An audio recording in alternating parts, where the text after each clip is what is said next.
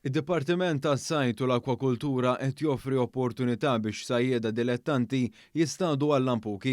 Dan se jsir permezz ta' allokazzjoni ta' bosta rimi u ċimi madwar l-Ibħra Maltin u Għawċin wara ftehim li ntlaħaq mal-għaqdiet tas-sajjieda biex kull waħda minnhom ikollha postijiet allokati u riservati. Sajjieda dilettanti huma mħeġġu japplikaw mal-għaqdiet biex jistgħu bir-rixa fuq dawn l-istess ċimi. Sajjieda b'dajjes irreġistrati bħala MFC, S u Valletta huma kollha eliġibbli biex japplikaw għas-sajda tal-lampuki. Id-Dipartiment ħaseb ukoll biex iżewweġ it-teknoloġija ma' tradizzjoni permezz ta' app fuq il-mowbajl li se titnieda fil-jiem li ġejjin.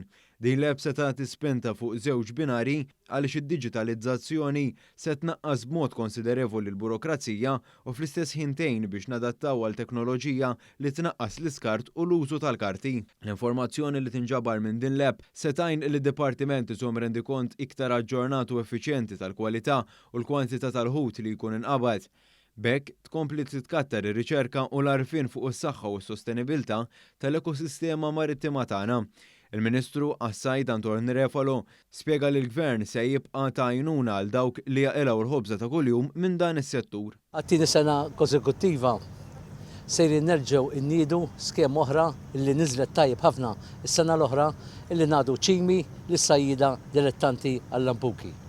Is-Segretarju Parlamentari għas-Sajd Alicia Buġeja Sajd qalet li din l-opportunità se tassigura li s-sajjieda dilettanti jkollhom opportunità li jgawdu minn dan l-istaġun tant popolari mal-Maltin. Dan ix-xahar din is-sena noħorġu bi skema sabiex is-sajjieda dilettanti jkunu jistgħu jistgħu għall-lampuki bir-rixa maċ-ċimi.